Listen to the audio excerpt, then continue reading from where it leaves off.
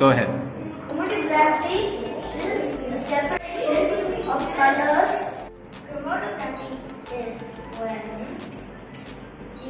there is something with color and there is something paper attached to it, and the paper is touching the water in glass. So the water goes up the paper and the color comes on the paper, and that's chromatography.